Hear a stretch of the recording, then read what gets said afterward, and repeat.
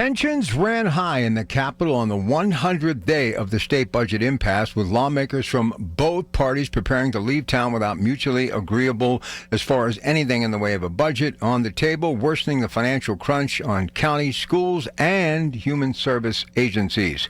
There were public statements, news conferences, and accusations by both sides. General Assembly, where Republicans control the Senate and Democrats the House. Governor Josh Shapiro, speaking during an appearance in Lackawanna County, accused Republicans of playing politics. A few hours later, House Democratic Majority Leader Matt Bradford of Montgomery said Republicans were avoiding a deal in an attempt to damage the political standing of Mr. Shapiro, who is expected to run for re-election next year.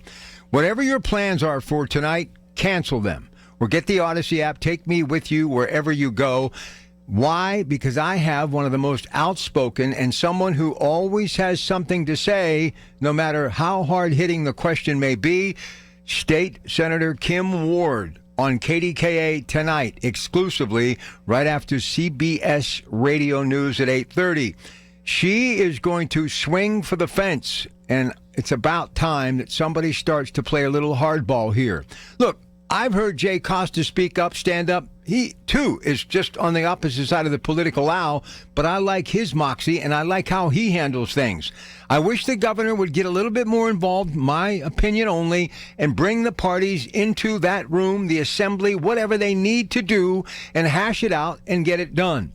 But one of the things that I'm starting to come to grips with here in Pennsylvania, and also looking at the national crisis that is the government shutdown, this has become business as usual in American politics. Last night, former state rep Jim Christiana hard-hitting on a number of things, and he said, it reminds me of when I first was elected to office a few years ago.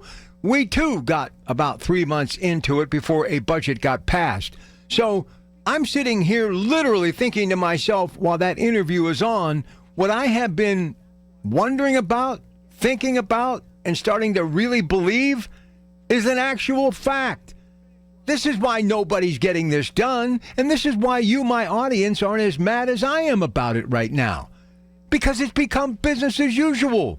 We, once again, are the pawns in this political chess game, and that's why there is not a better guest to have on the air tonight than someone I know who is driving hard to get this thing to the finish line.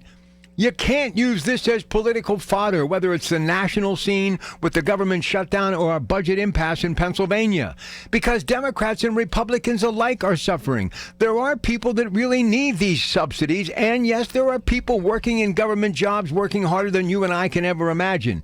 And these schools and others need this funding to get things done. Stop the madness. Get it done.